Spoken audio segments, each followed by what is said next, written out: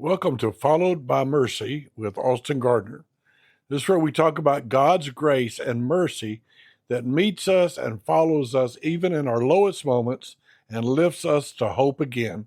No matter what's been broken, His love still heals. So let's move from pain to praise together, because surely goodness and mercy does follow me and pursue me all the days of my life. I'm glad to have you back with us today. We are ending 5 days in a row of some of the most wonderful discussions possible. We are talking about followed by mercy, but we're talking about others. I'm not trying to encourage you today. I'm not trying to help you. I'm trying to get you to help others. And I know that will help you, because when we get outside of ourselves and get into others, it helps us.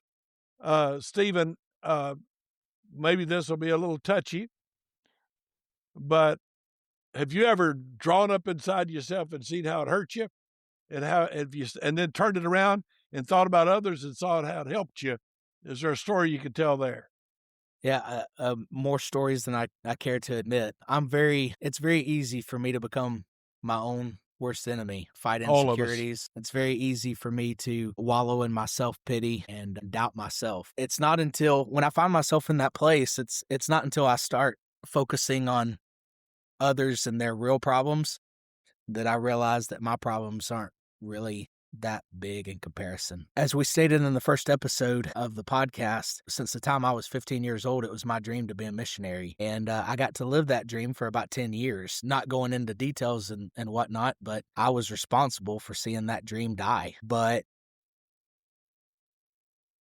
over the last several months, God has given me a new dream and given me a new opportunity to be involved in the Black Flag Innocence Foundation. And we exist because we're not trying to serve ourselves. We're not trying to make millions of dollars and a name for ourselves or anything like that. We exist because we're trying to fight for those who can't fight for themselves. We exist because we're trying to invest and focus our energy on helping those in need. And it's amazing that when we take that focus off of our own problems and we focus that energy and that time and effort into fighting battles that other people can't fight for themselves, it gives you a new sense of purpose. Even though I'm not a missionary anymore, and I'm not living in Argentina, and I'm not a church planner, it doesn't mean that God is through with His purpose for me. I still have an opportunity, and a needed opportunity right now, to help fight a battle that I wasn't even aware of 6 months ago. If we can just be here to encourage and draw awareness to the reality that this problem exists and it moves someone to action, then this is all worth it. It's one thing for us to gain a head full of knowledge, but until we make the decision that we're going to do something with the knowledge that we have, then it really means nothing. And so I have this knowledge now. I'm just trying to see how the Lord wants me to use that to help others. Let's be honest. All the time we spend thinking about ourselves only sends us down deeper, deeper, deeper into the pit. And here's the honest truth. Now, I don't want to hurt your feelings, but most of us like to think about ourselves. It is Very much so. stated that we think 6 to 7,000 thoughts a day. 6 or 7 new thoughts hit your mind every minute, and at least 2/3 to 3/4 of them are negative. But when you get so busy thinking about other people and helping them, you don't need mercy to follow you, because now you know it is following you, Right. and you're helping others. And that's what Stephen is saying. If he or I've been in the pit, things went wrong in my life, and people were hurting me, and all my world became all about me. And all that'll do is send you deeper, deeper, deeper into the pit. But when you wake up and realize, Stephen, there are children. What's the youngest age they get trafficked? Well, I mean, statistically, we've already stated that around the age of 6, children are being exposed to pornography. That's one of the first steps in trafficking. That's one of the first things that predators use to entrap your children. And so the age of 6, they're being exposed to it. It's a grooming process that they use. Let's get them addicted to something from a young age so that we can basically mentor them, get them to obey us, get them to do what we want them to do so that we can exploit them. It's unfathomable that our children these days are being exposed to that sort of stuff when, just 20, 30 years ago when I was a kid, that, I was worried about what I was going to do over the weekend with my friends. I was worried about normal stuff. I was worried about the baseball game. I was worried about the football game. Now we're having to worry for our children about what they're being exposed to online. You were talking about looking at others and focusing on their issues. It was just yesterday. Ashley and I were coming back from the gym, and there was a man and woman couple that were obviously homeless. They had a shopping cart, and they were staged at a corner, and they had blankets and everything in their shopping cart. My whole outlook on life in general is completely changed because I'm sitting there thinking, I wonder at what stage in their life that it was the breaking point for them to wind up where they are today. And I wonder if they just had someone that would step in and offer a hand, offer a word of encouragement, if that couldn't have been prevented. Well, And I think it's wonderful. so, when I see people that obviously have a rough go of it out in public, it's no longer I need to keep my eyes straight at the red light because I don't want to engage in them. I don't want them to ask me for money. It's the thought is, what brought them to that point in place to where they have to do that? And could there have been someone that could have helped prevent that? We look at them and we criticize them. Can't believe you. I can't believe you. Okay, now we're talking about helping victims of child. Not just, I think we want to make this clear. It's not just that they're being kidnapped, Right. because we don't want it to get that far. Could you kind of bring them? I think everybody, we tend to think, well, how does this work? You see what I'm saying?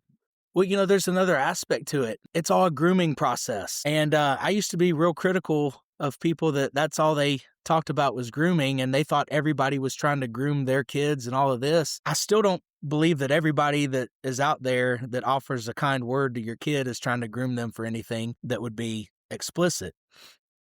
I do think that we need to be aware of the possibility. I do think that we need to be guarded. We need to be vigilant.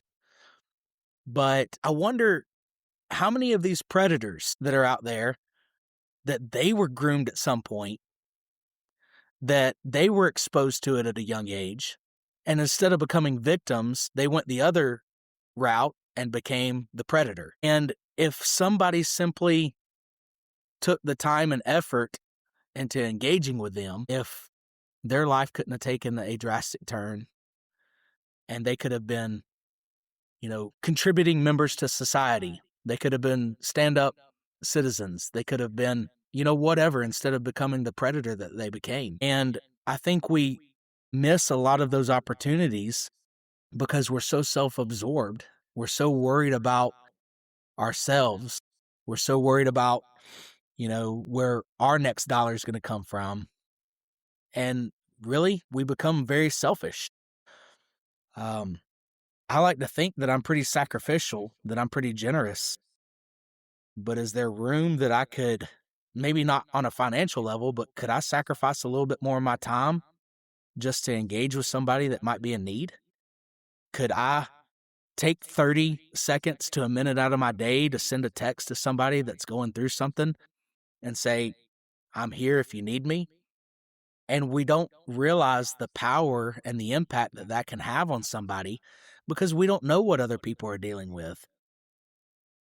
If I know, but if I broadcasted it to the world while we're no longer missionaries, and that's all I focus on, it doesn't take long at all for me to be depressed, to want to lay in the bed, not talk to anybody, not do anything. It doesn't take me very long at all to be so self-absorbed that that's all I think about. Yep. But when I start focusing on the needs of others and those possibilities of what a simple word of encouragement could do in their life, it makes me get out of my own mind and simply take the opportunities that are presented to us to potentially be used of God in that capacity. Don't know. I would venture to say that in my lifetime, I'm 41 years old, almost 42. I'd venture to say that on my lifetime, I've missed more opportunities than I've taken. And my mindset has changed now to where it's like, of those missed opportunities, what could have been the end result? You know, I talked about Caleb Massey, and he was one of my best friends that committed suicide almost 2 years ago after dealing and struggling with PTSD. Not a day goes by that I don't wonder, in the 15 years of silence that I didn't talk to him, what might have a text message have done in his life? What could a phone call have done to impact his life? And so I have a personal responsibility now to where if I have that opportunity and it's presented to me, that that's a conscious decision that I make, whether I'm going to ignore it because I think I'm too busy or I'm too focused on myself, or if I'm going to take advantage of it and just provide a simple word of encouragement to somebody in need. Amen. All right. Back to our subject here. What's the biggest challenge in stopping trafficking networks? It would definitely be the legislation at every level. Unfortunately, because of red tape and laws that either exist or don't exist, it limits our abilities to see these guys brought to justice and prosecute them. So it's at every level of our society. It's the way that you vote as an individual. It's the type of person that you stand behind and promote. If you even get out and vote. I know a lot of people, and we've already stated it, they don't think that their voice matters. They don't think that their vote matters, so they just stay at home. But all that does is it provides an opportunity for those that are not going to do anything about it, that they're going to turn a blind eye to it. It gives them an opportunity to fill those leadership roles within our society. And these guys are walking out of jail and able to engage with even more. And so until the full force of the law is brought down and consequences are faced, that starts at the legislative level. And so that's why we're not just about kicking in doors and putting guys in handcuffs, but we're about lobbying to see some of these laws and legislations written to protect these innocent victims and to prosecute to the fullest extent of the law the people who are the predators. When did this problem out there become personal for you? I think from day one of being introduced to the team, it became personal. I saw the passion. I saw their heart behind it.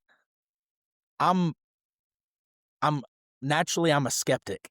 And so I just started researching a little bit of what they were talking about on my own. And it blew me away of the reality that this really exists.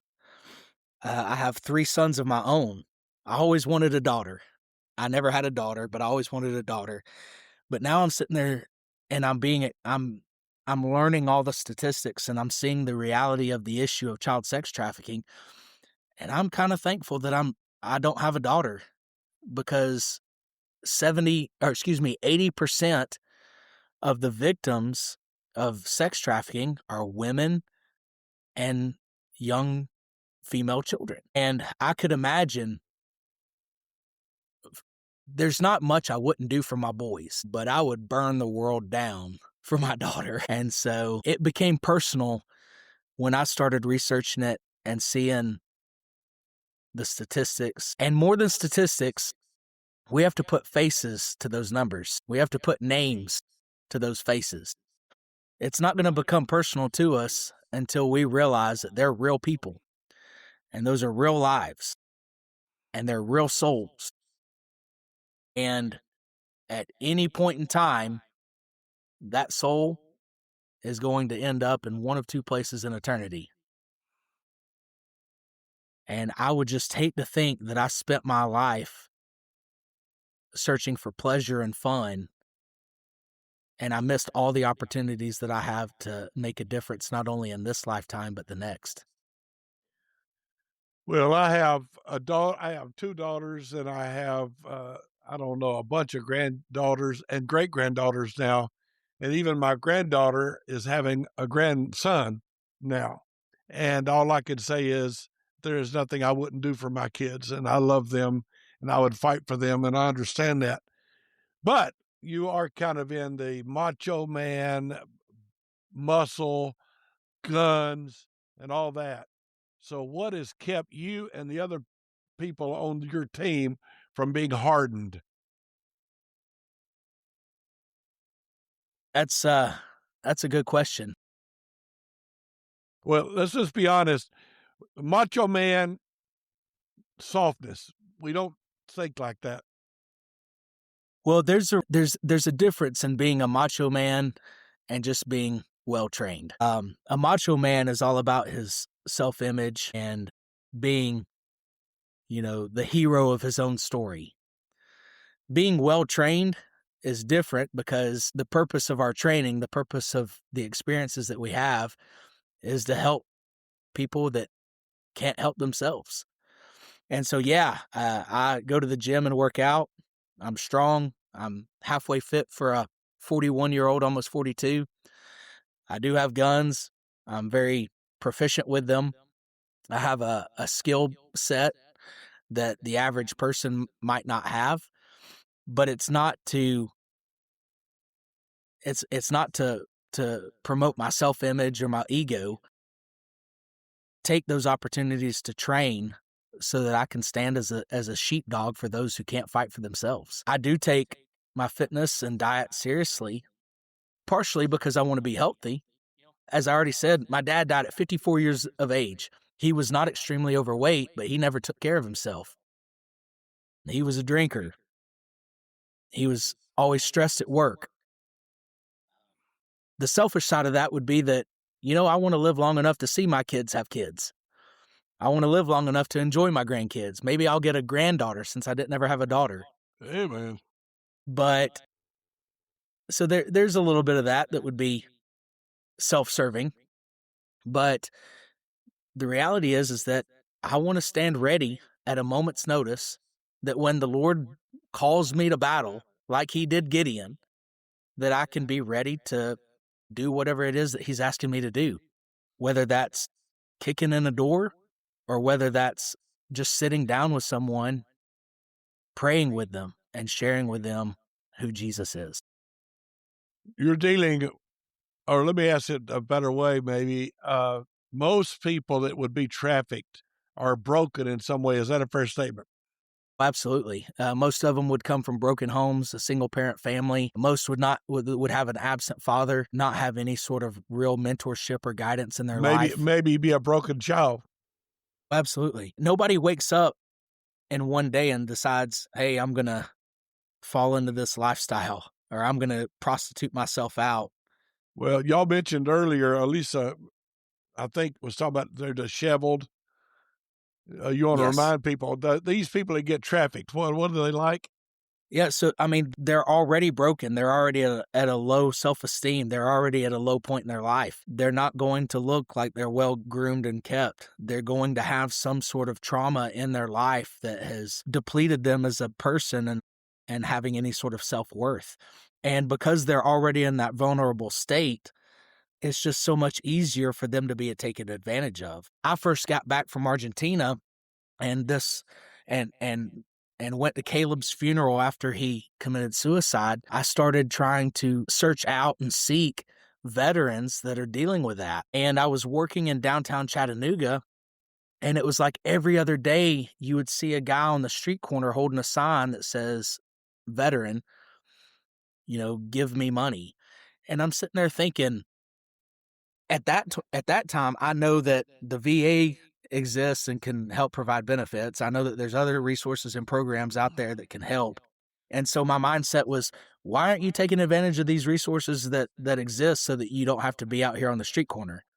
But then as I learned and began studying and obtaining that knowledge, a lot of them have gone through so much trauma and hurt that it's not that they don't want to, it's that they mentally can't. They don't have that capacity to help themselves at that point in time. And so if I could just take a few minutes out of my day and say, look, hey, won't you let me buy you a hamburger and let's sit and talk for a minute.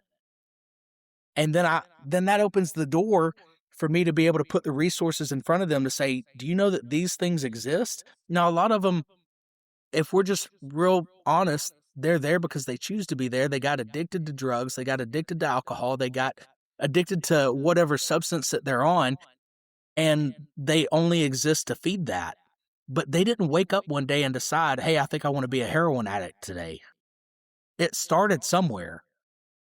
And if we can be there on the early stages of that to give them an alternative, to give them another option, then it may change where they wind up. And especially with these victims of sex trafficking, if we start to see those warning signs early on, and we make the conscious effort and decision that we're going to engage that person, then we might be able to save them a lifetime of heartache and trauma. Well, people are broken, and God loves them, and they are followed by mercy. And so we need to get involved and see what we can do to help them. So, Stephen, people that are listening and feel a little bit stirred right now, what do they need to do to get involved? A first step I would say is go to our website. You can go to blackflaginternational.com, and there's links to our website that will take you to bfi-innocence.com. And let me just read off. It's bfi-foundation.org, O-R-G. bfi-foundation.org is our nonprofit website, and you can go there and read some statistics. You can see how to get involved. But my plea to you as a listener right now is you have a team of guys that are already working to try to fight this battle for you. But we need your help. Just like the infantry soldier has a support system and that's not boots on the ground, we need a support system behind us that gives us the resources that we need to accomplish the mission. The mechanic that works on our diesel Humvees is just as important to accomplishing the mission as the guy who pulls the trigger and sends rounds downrange.